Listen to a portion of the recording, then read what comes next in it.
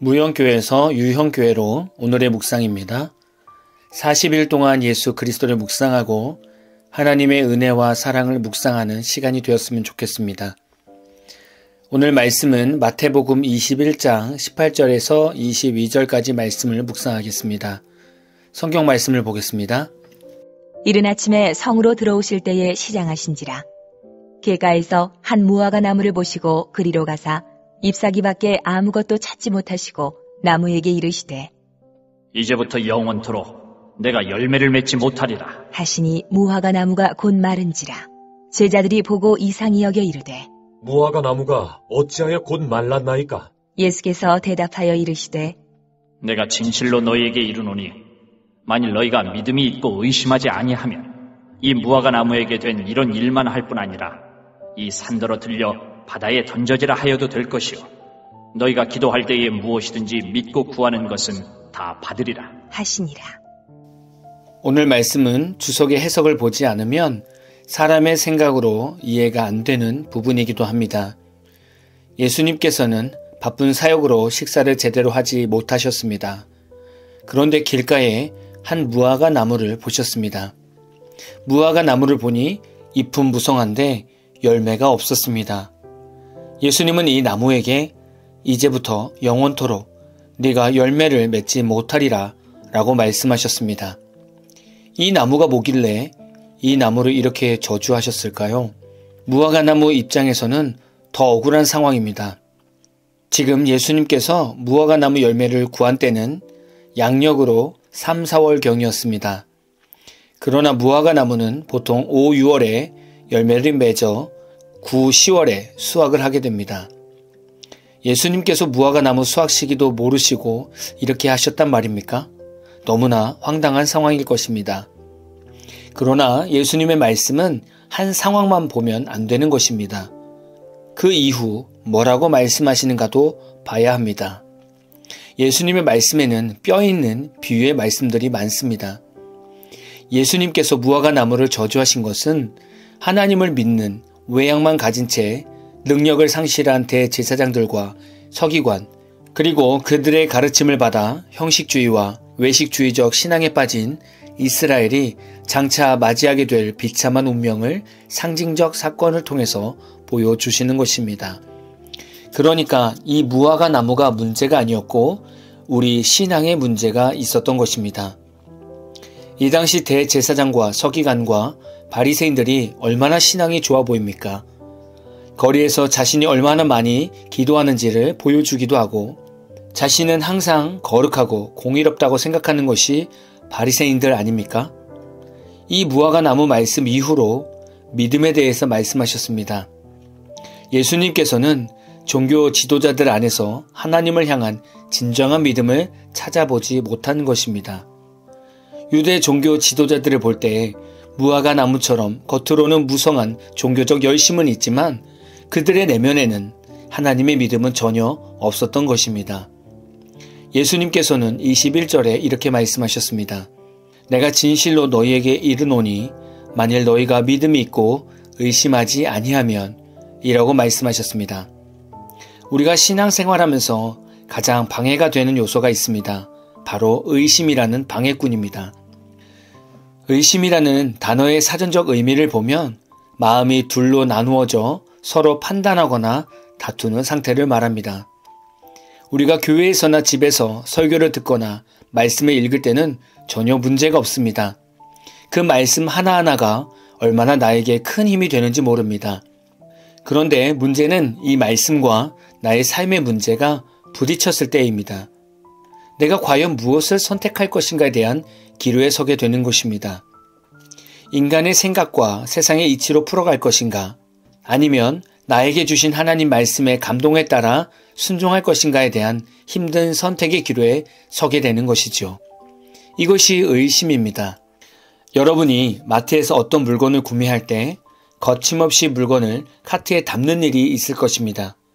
이렇게 할 수 있는 것은 그 제품을 평소 꾸준히 사용했고 여러분이 사용해 본 결과 확실히 좋다는 결론을 내린 제품이기 때문에 의심하지 않고 항상 그 제품을 선택하는 것입니다. 이것을 믿음이라고 표현하고 싶습니다.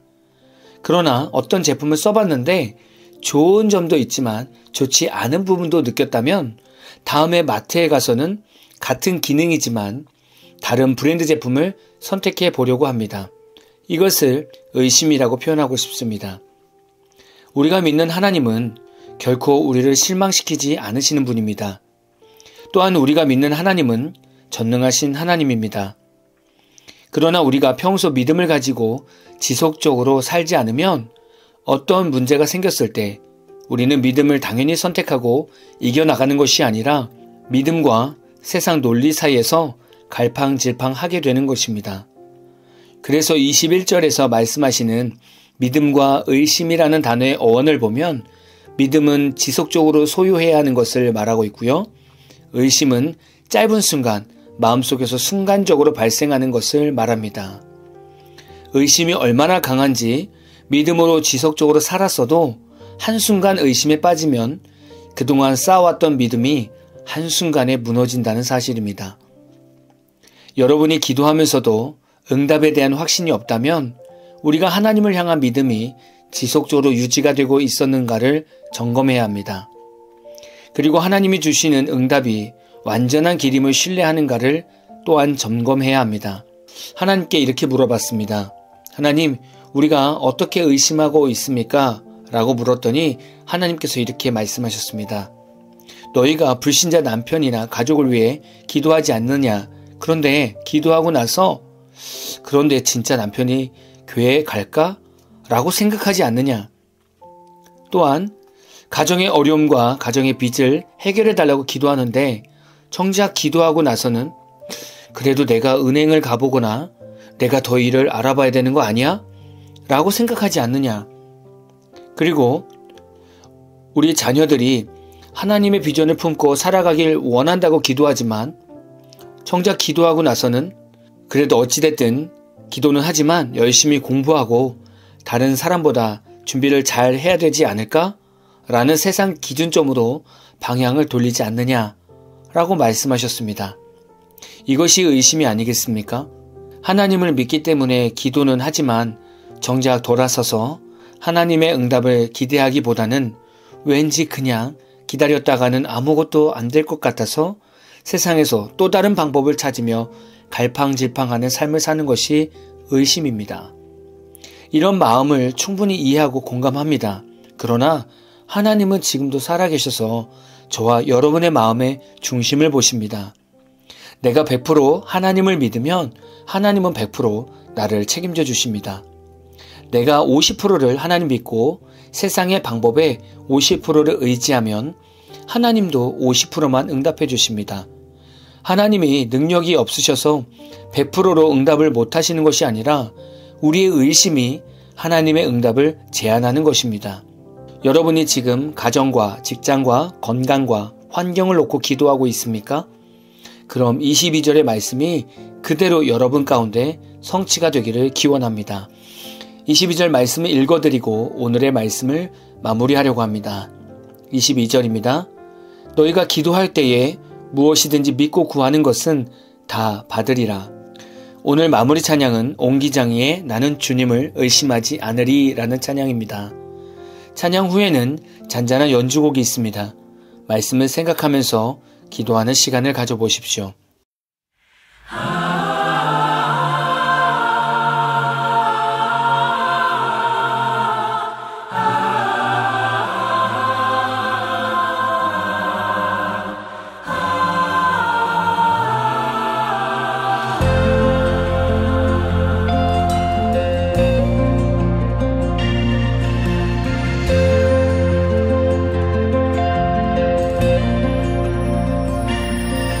거센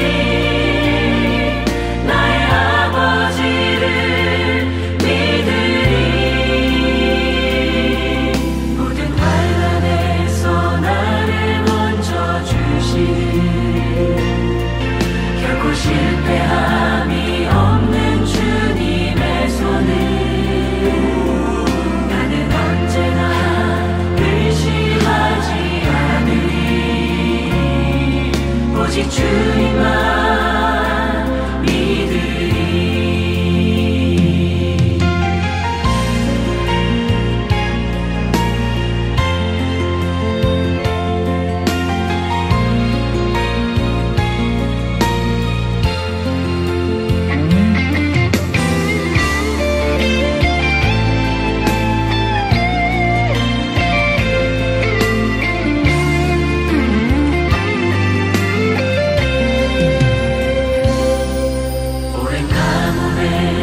땅이 갈라지고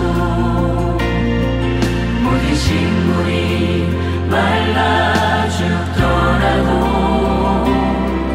나는 주님을 의심하지 않으니 오직 주님만 믿으리. 소중한 것이 한순간에 사라져도 모든 소망이 사라진다 할지라도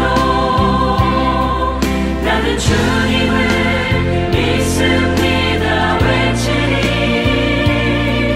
나의 아버지를 믿으리. 약속하신 것을 반드시 지키시는 결코 실수함이 없는 주님의 손을 나는 언제나 의심하지 않으리. 오직 주님만